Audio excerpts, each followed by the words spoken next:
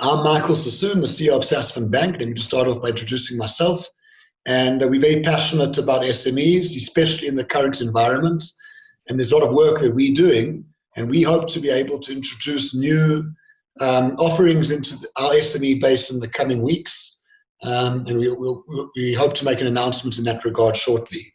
But I'm joined on the panel this evening by Marnus Budryk, who is the founder of SME Africa, who Sasfin's had a really good relationship with over the last few years, and has partnered with for 2 SME surveys over the recent months. We're also joined by Dawn Nathan Jones, who's a South African entrepreneur. She was the CEO of Europcar. She is one of the sharks on Shark Tank South Africa, and thank you for joining us. As well as we are also joined, and I hope I get the pronunciation correct, by Masiange Manketsu and Sher Mohammed Khan from SIPSI, who are going to take us through some interesting developments, which Marnus will also frame when he introduces SIPSI to the forum. So thank you for joining us. I think that these are clearly stressful times for many businesses, and that is evidenced in some of the survey results. But with that stress, you can be the most amazing entrepreneur on earth. If you're in a certain industry or a certain type of business, you can be going through a very challenging time. And we've seen that in our client base, how often, for circumstances outside of your control, you can be going through very stressful times. At the same time, at the end of the day, an entrepreneur is defined in how he reacts, or how he responds, or she responds to the cards that they dealt, the challenges that they face. And we also are seeing globally, you're seeing the birth of a whole lot of new businesses. We're seeing businesses pivot and change, and therefore there are always opportunities, no matter what the crisis are that you're in. And I suppose that really is a defining factor of an entrepreneur. An entrepreneur sees opportunities in a crisis. And I think that comes out to some degree from some of the survey results. So on that note, I'm going to hand over to Marnus, and just once again to thank all of you for joining us this evening. Thank you so much, Michael. And thank you so much for everyone who's on the call. I'm very excited about this webinar. It's my only webinar for 2020. It's my last webinar. So I don't really know how it all works, but I'm going to figure that out with you guys. But thank you so much, Michael. Thanks to Sasfin and CIPC who's joining us. And thanks for everyone who's on the call. It's so awesome to see all the participants joining, and just for everyone registering. And I hope we can make the next hour an entertaining one.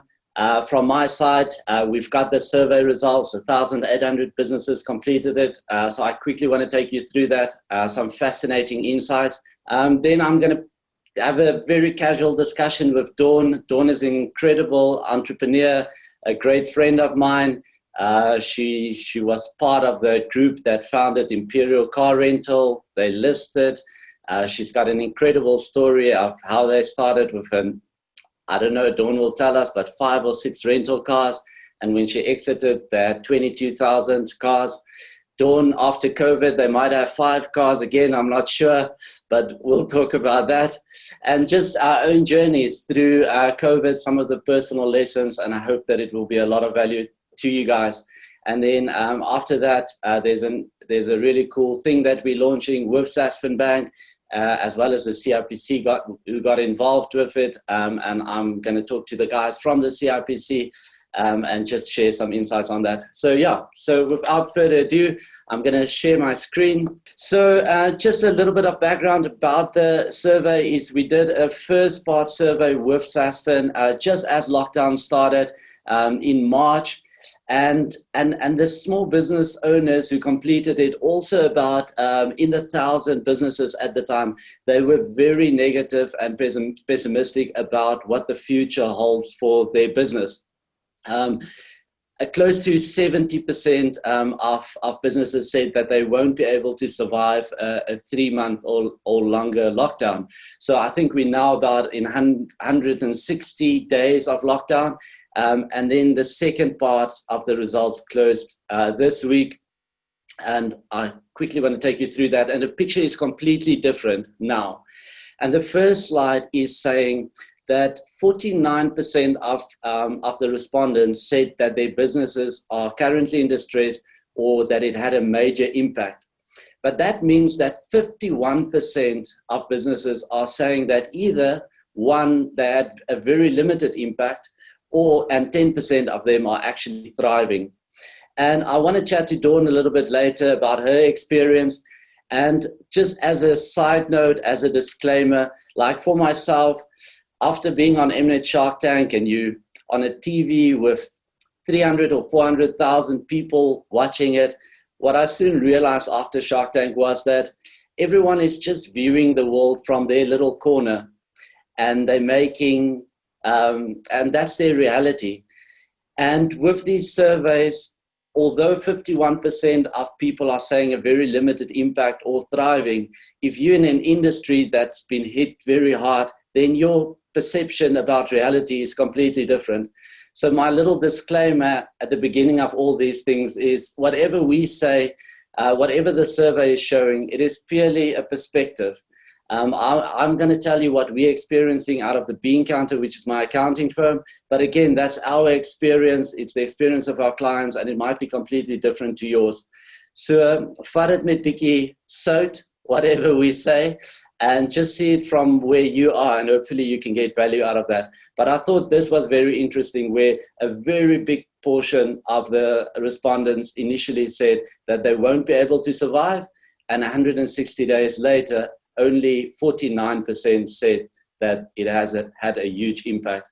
And we're going to get to that slide a little bit later. But what's also very interesting is that the majority of the small businesses, really the startups or the guys of a turnover of between 1 and 5 million, they made up the majority of the survey. And they are currently the guys who are struggling the most under the current conditions. While your bigger businesses, barring some industries, are actually not having such a tough time. And then on the left-hand side here, the biggest challenges that came out for small businesses across the board is a challenge in revenue. I'm either losing clients or I'm suddenly not signing up as much business as I did before. And then secondly, cash flow, or cash flow is actually first, or the biggest problem. And then just team morale and managing the team and making sure that everyone stays positive. And then throughout the survey, what the guys have done is they've split the results up into these 3 groups of distressed, coping, and thriving. So when we look at a category like this, what are the substantial challenges? And then cash flow was the most for distressed, but also for coping, but also for thriving. And then the morale was again high in the stress, high in managing revenue. But with the coping, the revenue, and the thriving, the revenue is less of a problem, while the cash flow and the managing the team and the morale was quite high again. This infographic will also be sent to everyone who's on the webinar and who registered. So you will receive this in an infographic similar to this one. The next slide shows that if these businesses had a massive change or significant change in their current business, that's the orange part. Did you change what you were doing, introduced a new product? And then the blue part showed whether you have completely started a new business or whether you're thinking of it. So the guys who are in distress, they're obviously thinking about another plan. So 50% of them actually changed their business, their current business. 54% of them are thinking about a new business. And then the thriving group, a lot lower. Only 29% are thinking about a new business, and 32% have actually changed the business. And for me personally, this made me think, and I asked myself the question, and I said, the guys who are thriving, did they maybe consolidate into their own business and said, I'm going to do it the best I possibly can. And they had all the focus in their core business, and therefore they were thriving. While the distressed people maybe put their existing business on the side, started something new, it didn't take off as planned, and they distressed. That's just a personal question that I asked myself, because one of the biggest lessons that I've experienced throughout COVID was that focus is just such a key thing to success. And I'll share a little bit more about that later. And then the next one shows the method of communication during lockdown. Distressed respondents tended to rely slightly less on e-commerce and more on messaging, telephone, and in-person channels. So on the left-hand side, the distressed, that's the blue one, is e-commerce. So only 25% of them relied on e-commerce, coping 28%, and 34% thriving. And that's obviously a stat that we know that e-commerce absolutely boosts. There was a lot of e-commerce during lockdown. And then this is the slide that I mentioned earlier, which I thought was really interesting. Because this is the size of business against how these businesses are coping. And here you can see that the majority of the smaller businesses with a turnover from 0 to 1 million, they're very distressed, 62%, while the big businesses, the 30 million plus, it's that gray bar at the top. And this is showing that the bigger businesses are not having as tough time as the small businesses do. And that's definitely something that we've seen in our accounting firm. So far, we've only lost 0.5% of our clients. We service hundreds of SMEs, and only 0.5% of our clients have actually closed down. And compared to all the other statistics that we're seeing in the media, I've seen some surveys coming out and saying 7 out of 10 small businesses won't survive the lockdown. Our experience is completely different, but also in our accounting firm, we're taking on a slightly bigger customer, and this has also come out in the survey. And then lastly, the slide is talking about the confidence to get back to where we were post-lockdown, and then the split into the different categories, again, as to how these businesses are coping. And what's very interesting here, everyone is super confident when it gets to their own business. 44, 77, and 90% think that their own business will get back to where it was prior to lockdown. The industry, everyone is slightly more negative. So the rates drop there, but it's still quite high. And then the global economy, it drops again. The distressed people think that only 38% of them think that the global economy will get back to where it was prior to lockdown. And then everyone is pretty much very negative about South Africa. 20, 22, and 22% believe that South Africa will get back to where it was. So very interesting. Everyone is very confident in their own abilities, less confident in their industry, less confident in the global economy, and pretty pessimistic about South Africa as a whole. Sorry, that wasn't the last slide. This is the last slide. This is talking to the industries being affected the most, and then people-oriented sectors, building and leisure, they were definitely more in the distress side, while finance, professional services, they were actually part of the guys who were saying that they were coping and thriving. And obviously, if you're in tourism, hotel industry, you're going to have a very hard time. If you're in professional services, less so. Very fascinating insights for us. I think the guys will dissect it a little bit more. As I said, the infographic will be sent out. And yeah, it would be interesting to know also how you compare against your own industry and your own size of business. As I said, 1,700, I said 1,800. It was actually more than that before they removed the copies. I completed the survey. At the end of the webinar, Sasfin is going to give away a 10,000 Rand getaway for someone who completed it. So hopefully you're on the call, because I think anyone will deserve, or everyone deserves, a holiday right now. And yeah, if there's any queries around it, you can email dean@mediaweb.co.za, media queries. And then, as I said, Sasfin will also send this to everyone on the webinar. So Dawn, thank you so much for joining us and for helping me with this webinar. I thought it would be so cool to get a female entrepreneur on, different perspectives. I know you're also in Cape Town now. You've been working with small businesses. I thought your insights will just be incredibly valuable. So thank you so much for joining us. Marnus, thank you so much. It really is a great honor to share this with you tonight and to talk about how I view things and, the experiences that I've had over the last couple of months. So really, thank you so much for inviting me. So Dawn, if there are anyone on the webinar that don't know who Dawn Nathan Jones is, I gave a small little introduction. I remember the first time I met you, you told me this incredible story of how you were waitering, and then you overheard a conversation about someone who's starting a car rental business, and you engaged with her, and that's where your journey started, and you had an incredible one. But if there are anyone on the call that don't know who Dawn is, do you maybe just want to give us a brief explanation of what happened in your career and what you're doing right now? So Lawrence, just quickly, and really today is about the insights and hopefully to share a little bit of my wisdom. But yes, I did. I wasn't born with a silver spoon in my mouth, similar to you, Marnus, really humble beginnings. And I knew that I wanted to do something, but I didn't quite know what I wanted to do. And I was certainly a straight A student, but I was very fortunate to be given an opportunity at the age of 21 to join a startup.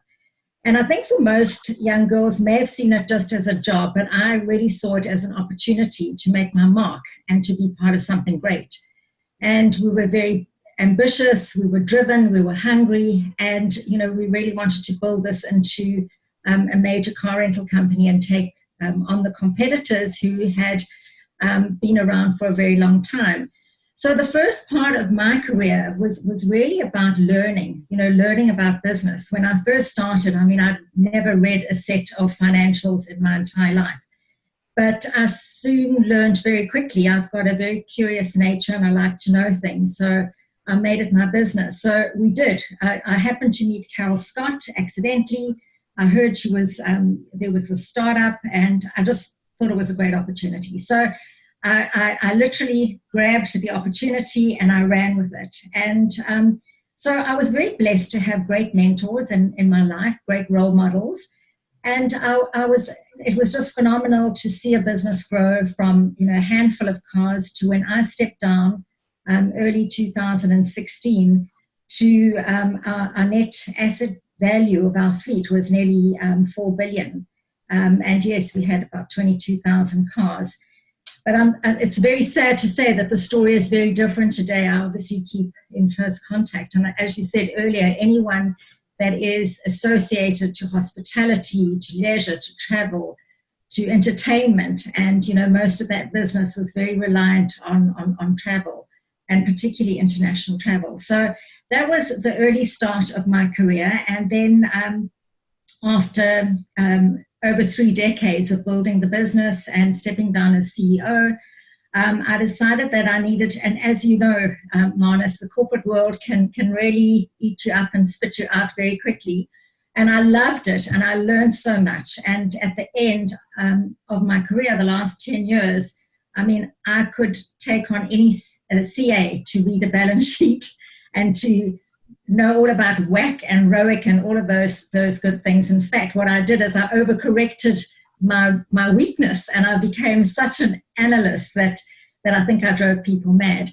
But then I decided to step down, and very soon after that, as Marnus mentioned, this opportunity for MNET came up, and I said no, because I'm not really, I don't like to be high profile. I've always operated under the radar, but I wanted to live a life of intention with purpose. And I felt that I had so much wisdom, I had so much experience to offer, that I wanted to take young entrepreneurs, small startups, and really make a go of their, assist them and support them in making a go of their business. And this was a great platform.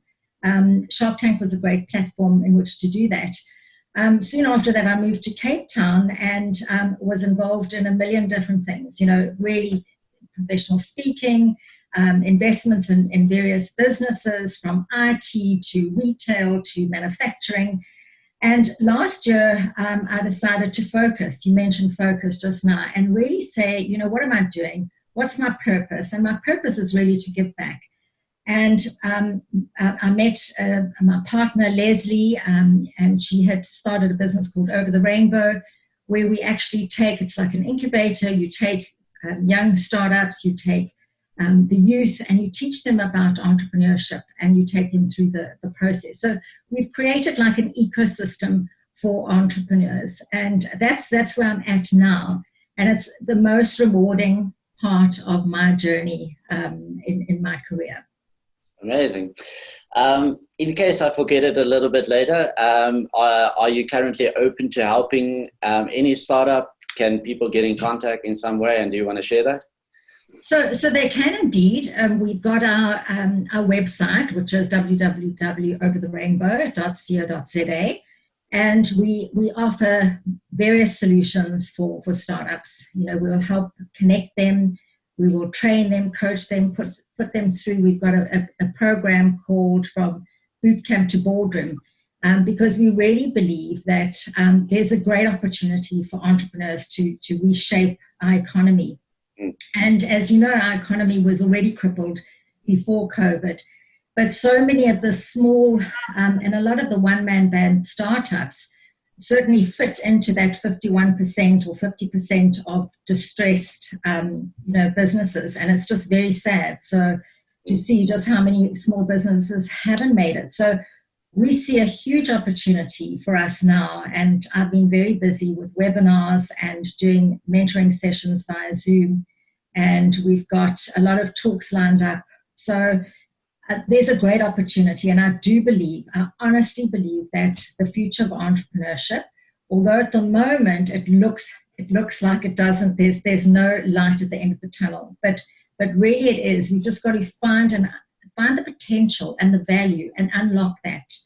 And entrepreneurs think they need financial investment, but they need contacts. They need a platform. They need help with distribution, with marketing, with sales, with all of those things, which are so much more valuable. But I think getting back to your survey, Marnus, I'd love to have a discussion with you around that. Yeah, sure. Definitely. Dawn, so I want to spend the next 20 minutes and get into your mind, share some of my own insights. I'm sure that you've had many COVID events in your how many ever years you were at Imperial.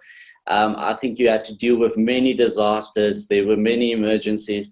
So I just want to get into your mind a little bit, and also touching on the survey to see how we can share insights with business owners who are on this call and who can get value from that. But before I start with that, I want to ask you, where was Dawn during lockdown? Where were you? What were you doing? Were you chilling on the beach? I remember it very clearly, and I will share in a minute with you about the book that we wrote and published. We launched it 3 weeks ago over lockdown. So over lockdown, I remember the first 21 days. It was hell. It was absolute hell. Everyone was confused. There was so much fear. There was inertia. People were paralyzed. And so I'd started a couple of mentor sessions via Zoom. I was doing meditation. I was doing everything I could to feed my mind. I was going on to every webinar. In fact, I must tell you a story. I even registered, I don't know what I was thinking, with MIT University, a course on, listen to this, artificial intelligence. Yeah. I've actually had to extend it until mid-next year because I just thought I needed to fill my mind with things that were happening. So you see, ageism is actually not a thing. People that tell you when you retire, you must be put out to pasture, it's absolutely not true at all.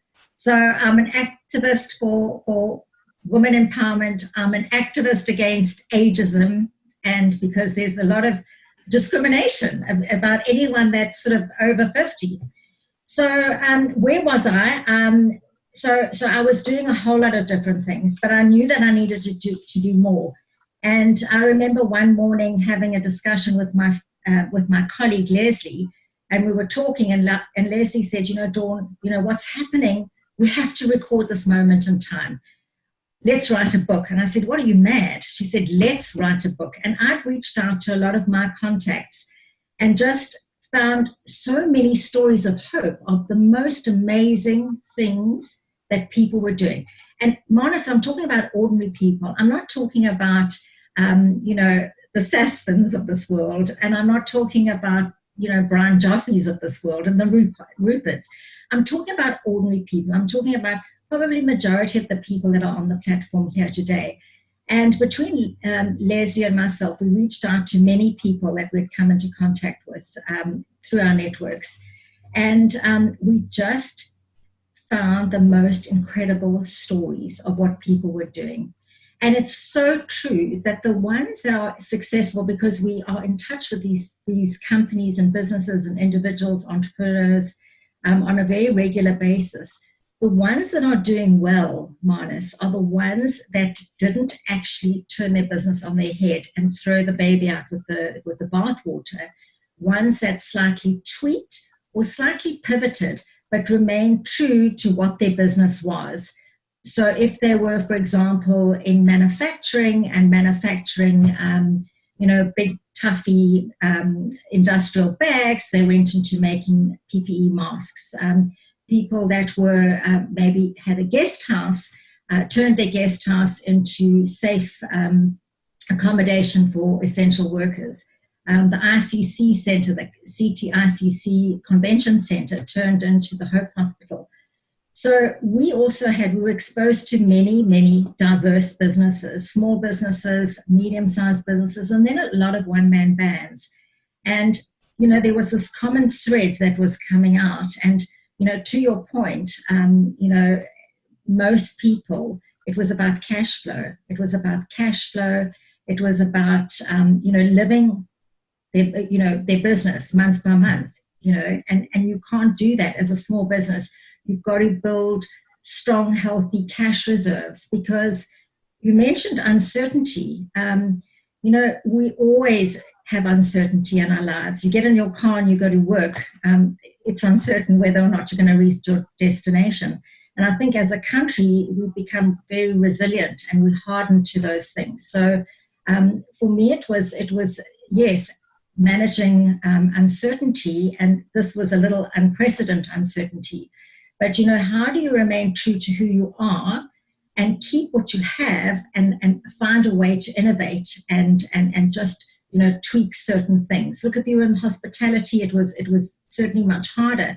But the amount of kitchens and hotels that were turned into soup kitchens and, providing food and all of those things, which I believe will not go unnoticed. I think, they paid it forward and they did incredible things, and people won't forget that.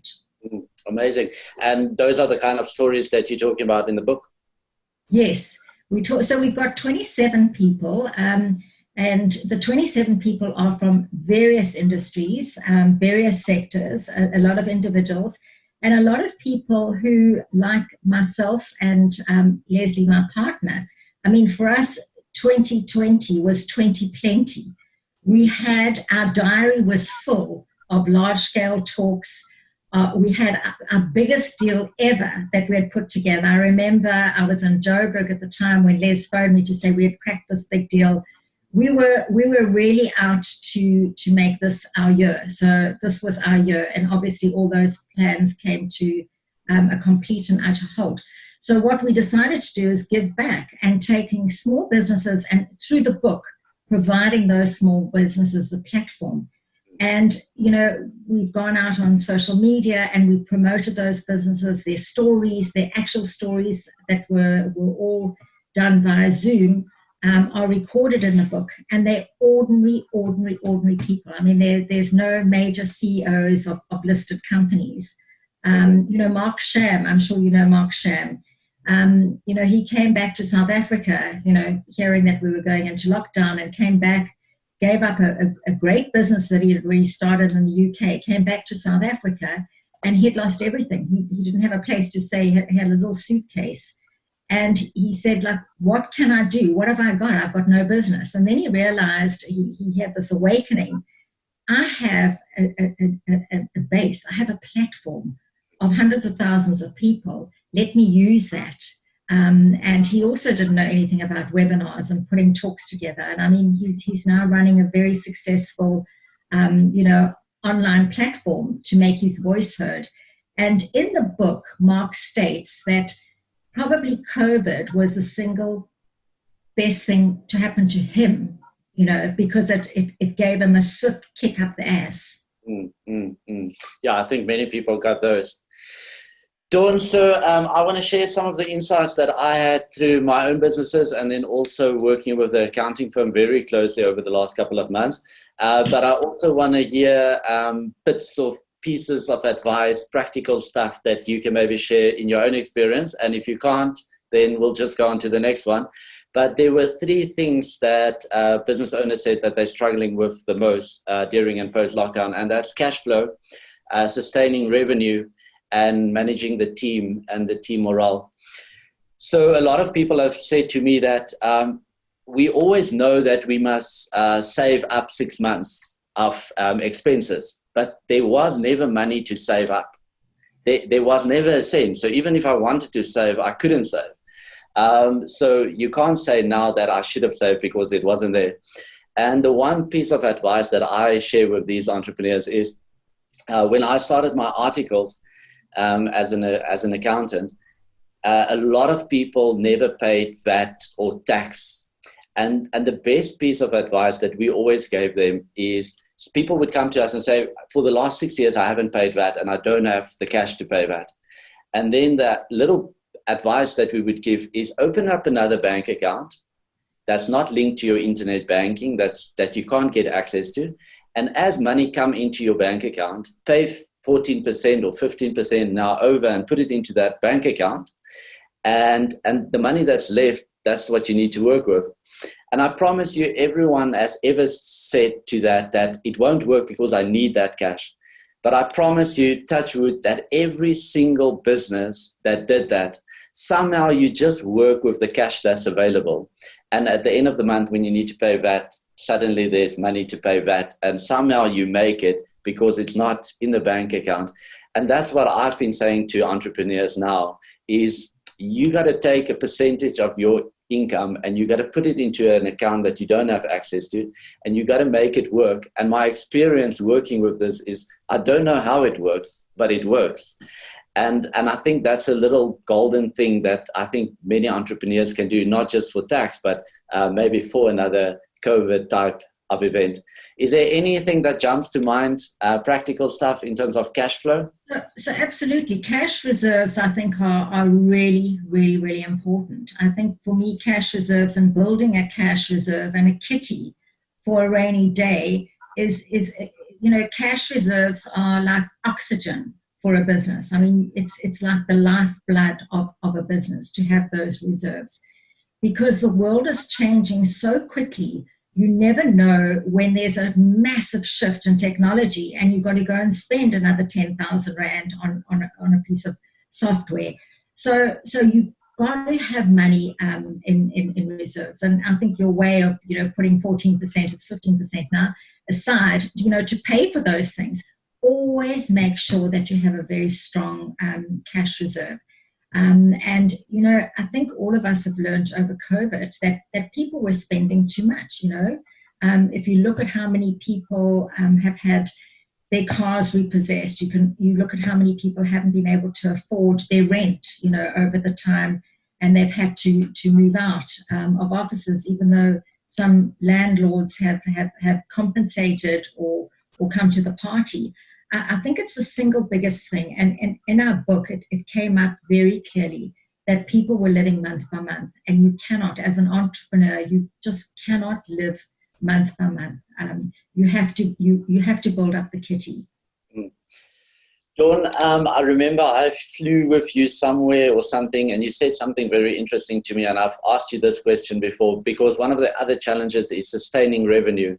And a lot of people are now losing contracts, they're losing clients, it's more difficult to get new business in.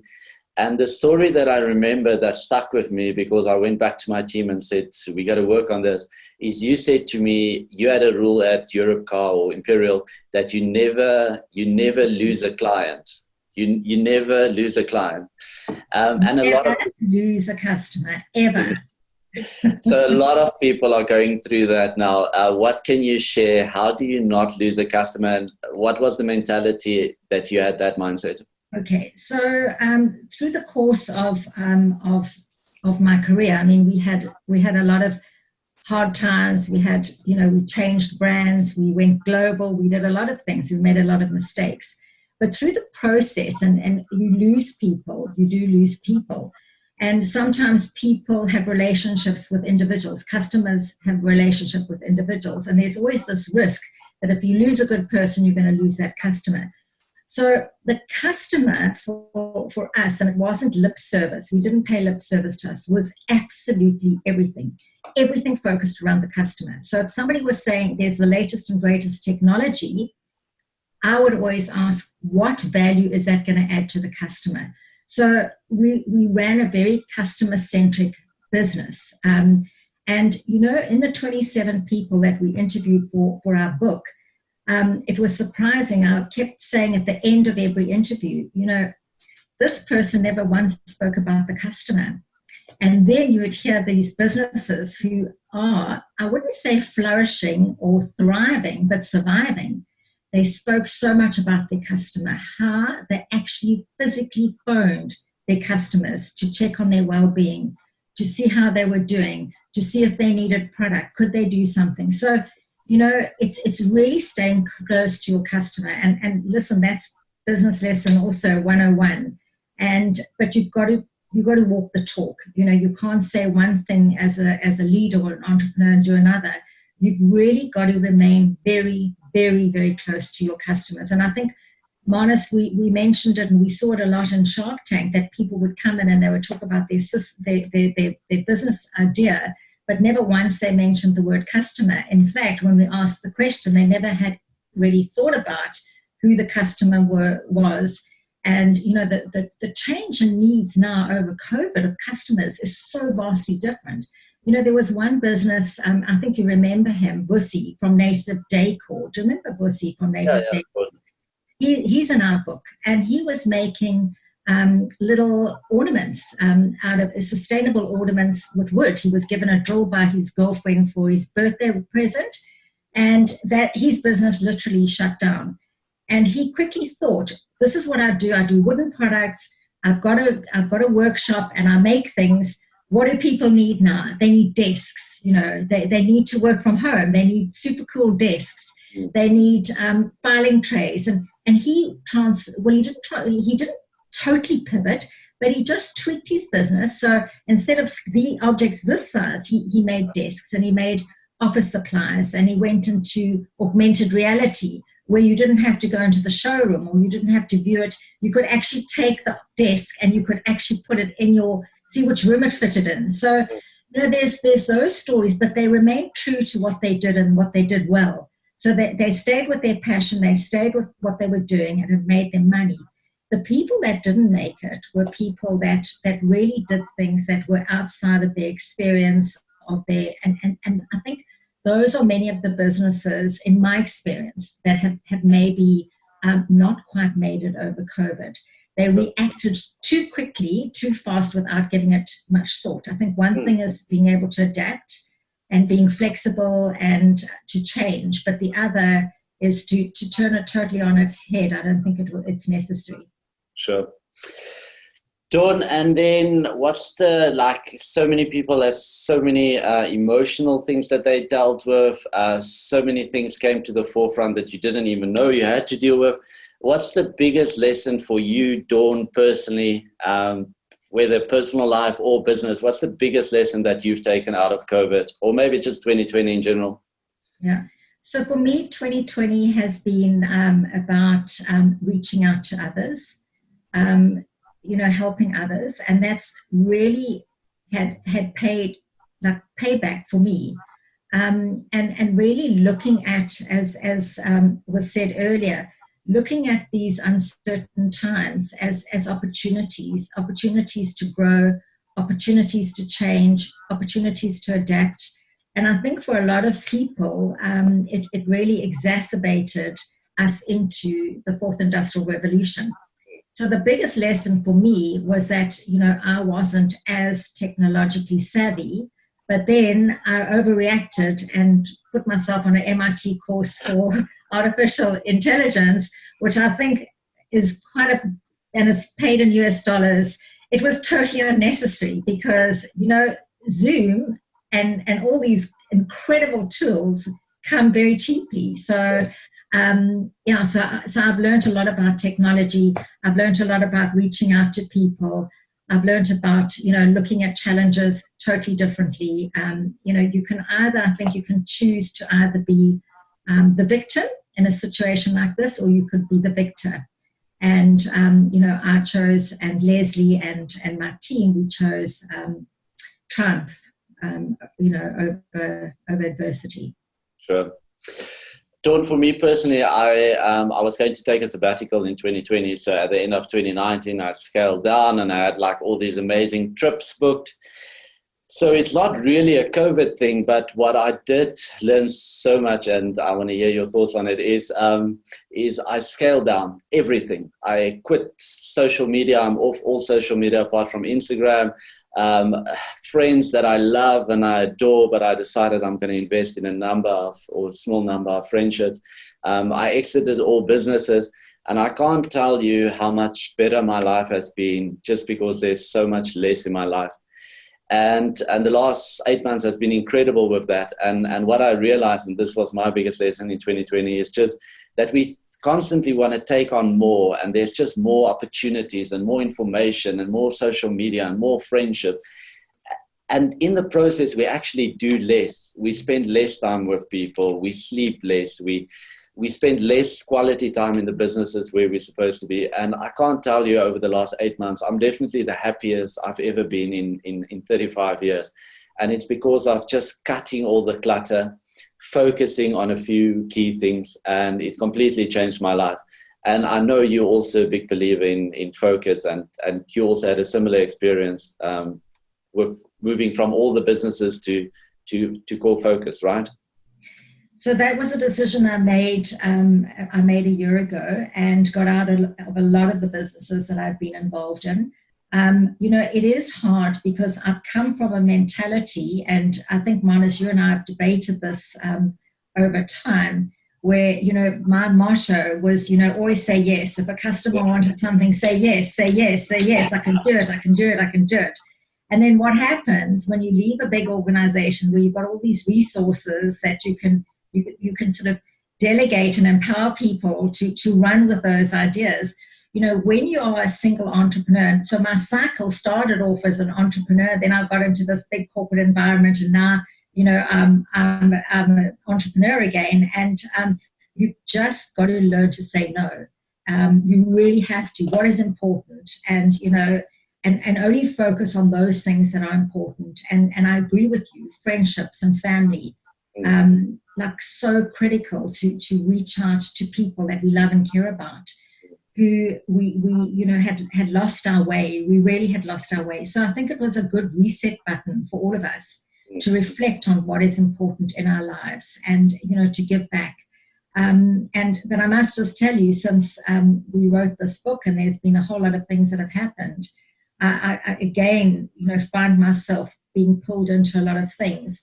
So one has to say no, and one has to focus on the things that are going to give you the best return. And I'm not only talking about return in value, but return in well-being, things that feed your soul, not just things that feed your pocket, because feeding your pocket is not going to make you happy. Feeding your soul and feeding your mind, I think those are the two things for me that have been absolutely important. Feeding my mind with so many great things, and learning.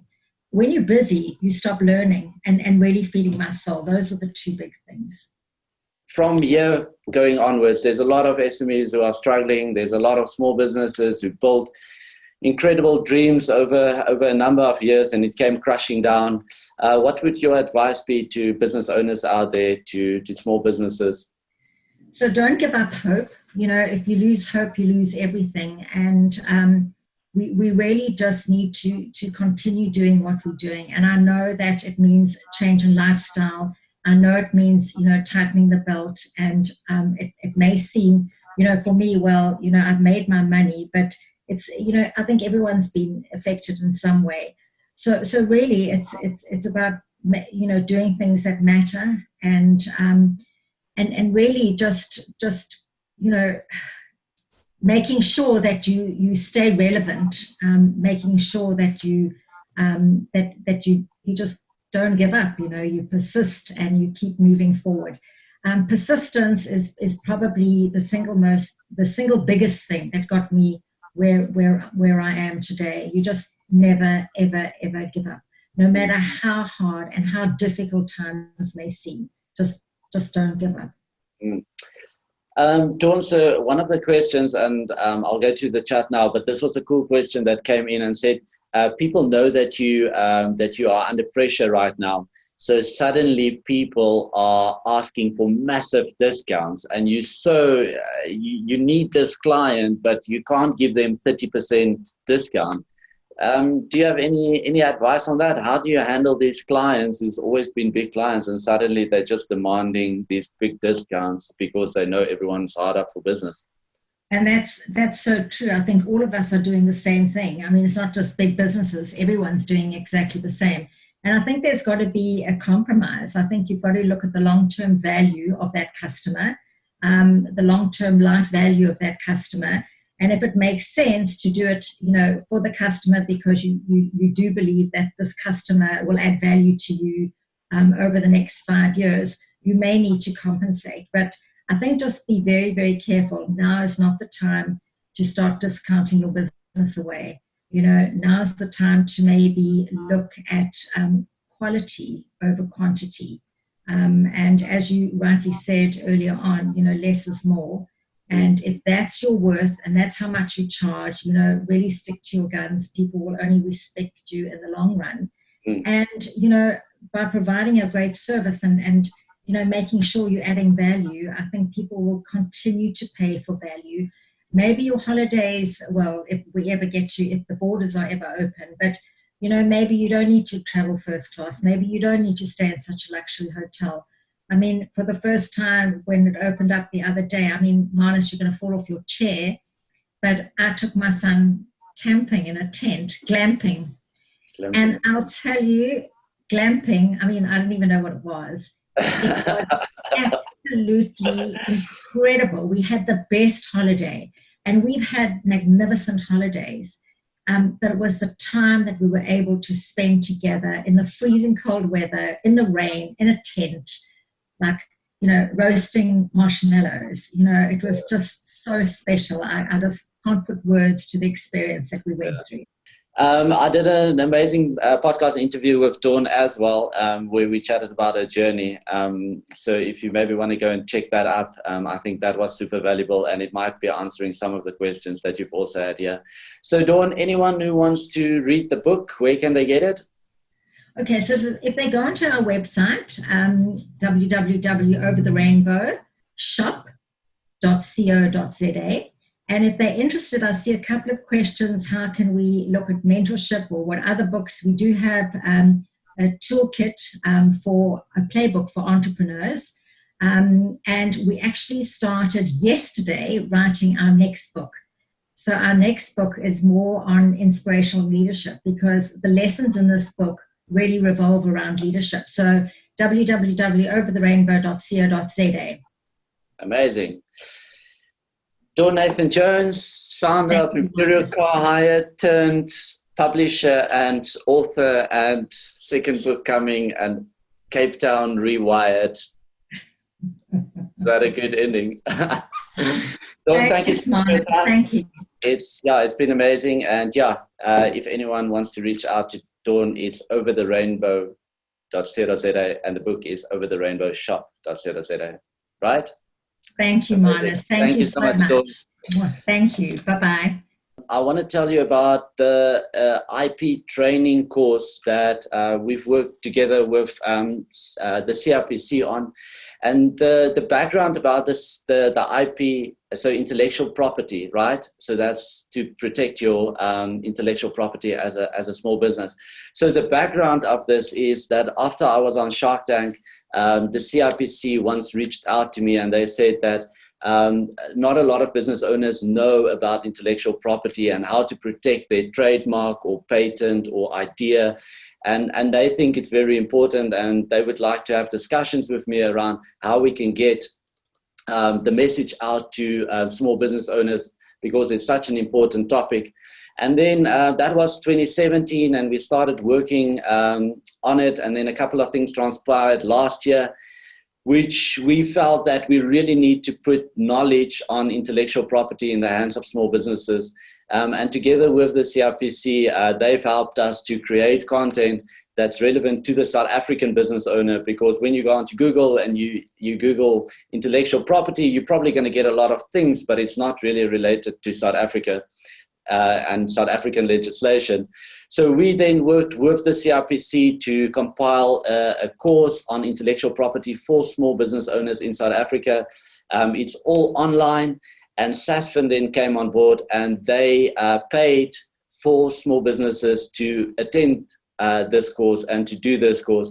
So everyone who's on this webinar, you will receive a special link and a special offer from SASFIN where you can take the IP training course. And I think it's super valuable.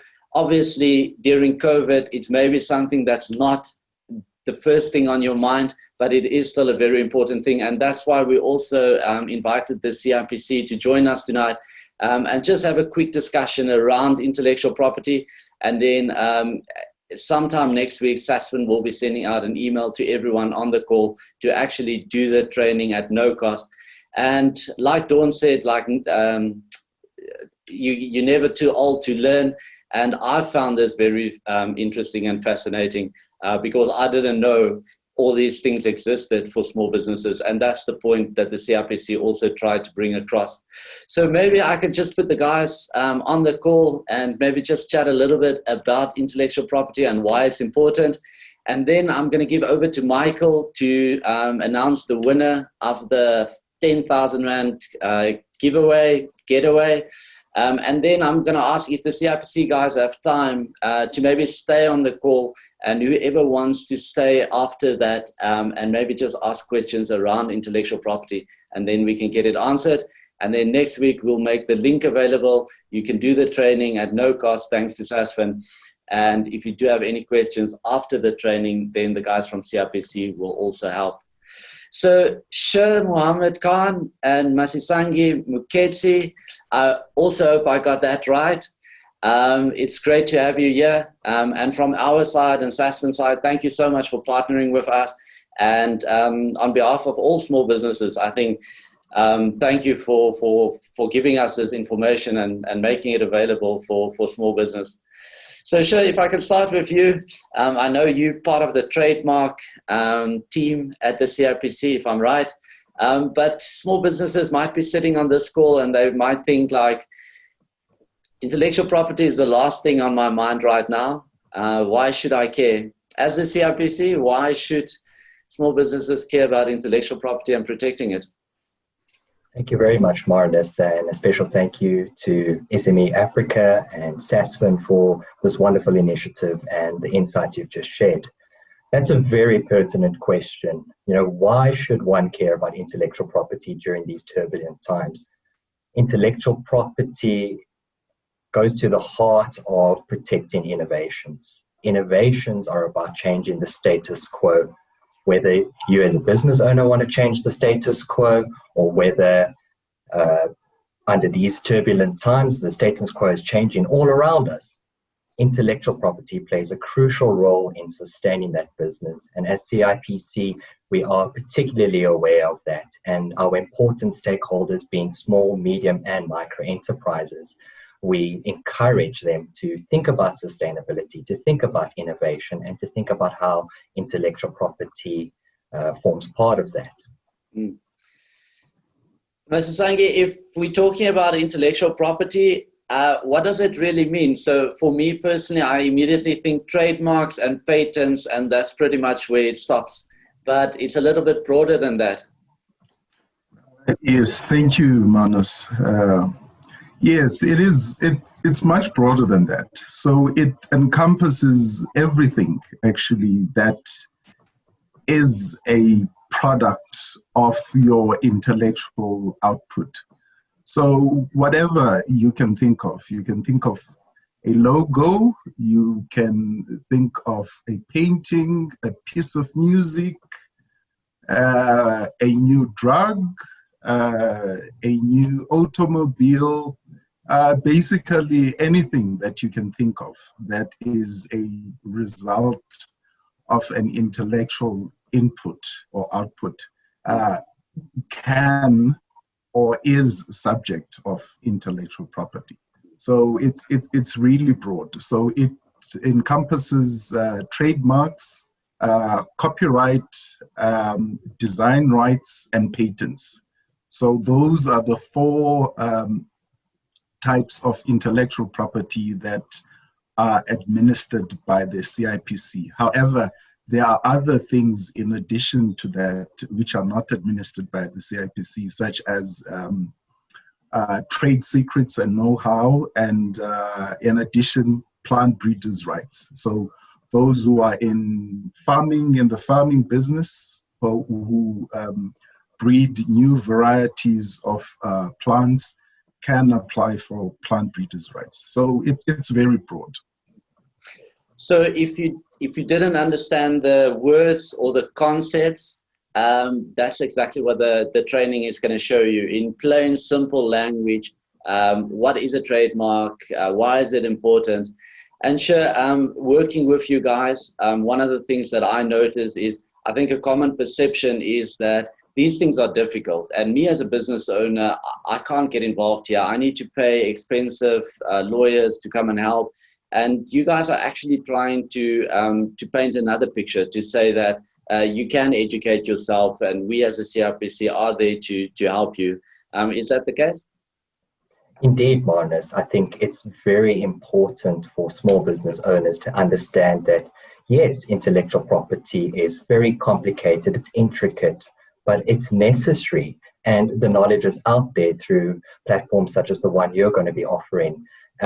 Intellectual property is not something that is widely removed from the day-to-day operations of a business. As CIPC, we do believe in not only making people aware of intellectual property, but capacitating them so that they're able to effectively use intellectual property strategies. And we would like to use this platform also to suggest to yourselves and to participants that if the needs arises and if there's a demand for such, CIPC would be willing to host, in conjunction with yourselves, a dedicated intellectual property webinar so that all business owners all over South Africa can benefit from the knowledge that we have to offer. Yeah, amazing. Mr. Sange, I think business owners are sitting on this call and they've had ideas stolen from them before. Maybe big companies taking their products, taking their logos. Does a small guy have a chance against these big guys when they do the right thing and protect their intellectual property? Or is it just something for the courts that will take forever and small businesses are the losers? No, actually, you're quite right. They do have recourse. So if you have registered intellectual property rights, then you have recourse through the courts.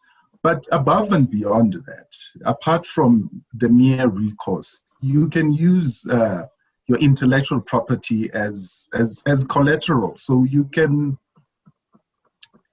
apart from going into business yourself, let's say if you develop a particular idea, you can actually sell that idea once you have intellectual property rights on it.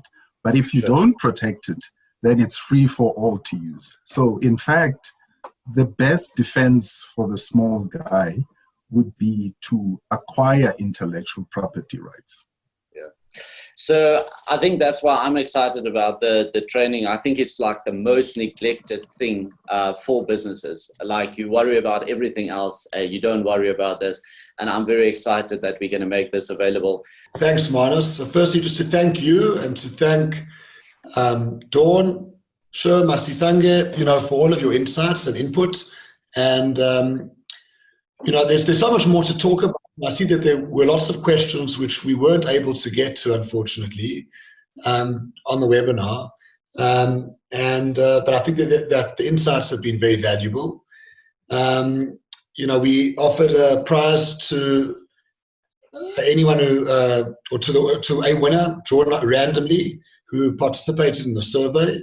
And I'm pleased to announce that the winner is Mutungwa Kumalo from Orivishi Technologies. So well done to you. I'm not sure if you're on the call.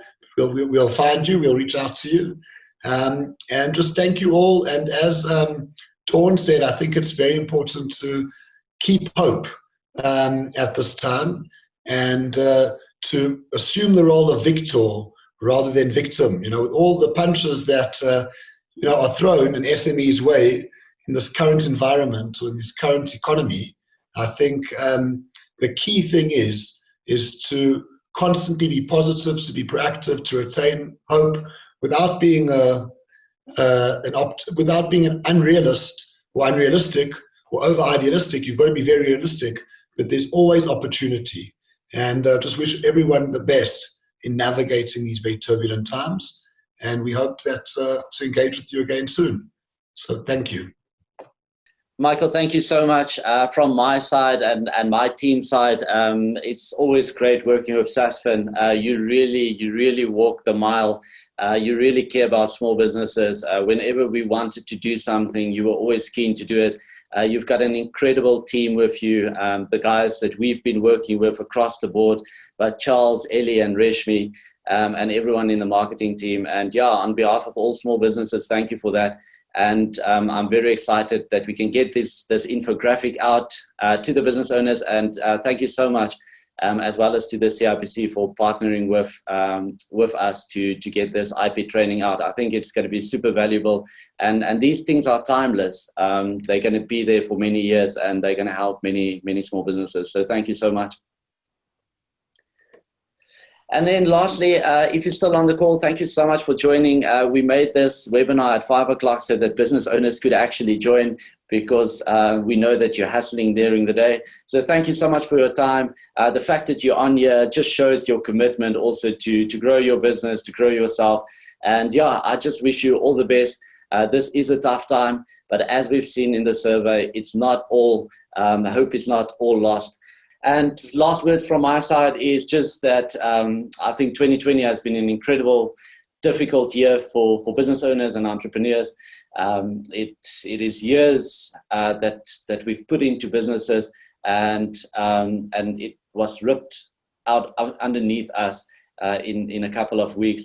And a lot of people are under pressure, but the end will always come. And I think now it's just the time to push through, see how you can innovate within your own business and see what you can do. And as always, just stay super positive. And I realize that it's sometimes difficult, but just the mindset helps so much. And from my own experience in 2020, and my advice and the biggest lesson and rule that I'm now sharing with people is just do less. If you don't have everything done in your business, don't start another business. Rather spend that time in your own business and work on it. Spend time with less friends and make that quality time. Spend less time on social media. It's been incredible for me, and it's definitely the biggest lesson of my year. So thank you so much for joining us. Thank you for joining. If you're following my personal journey, thank you for all the amazing events and all the support over the last couple of years. I'm taking a bit of a break from all of this, focusing on my core business, but it's been an amazing journey with you guys, and the team will carry on, and the SME site and IP training and everything will carry on. SASFIN is there to support with funding and many other solutions for businesses, so do check them out. And then also do the IP training, compliments of SASFIN, and I hope it means a lot to you. So thank you so much from me, the SASFIN team, and everyone here. It's been a great pleasure working with you.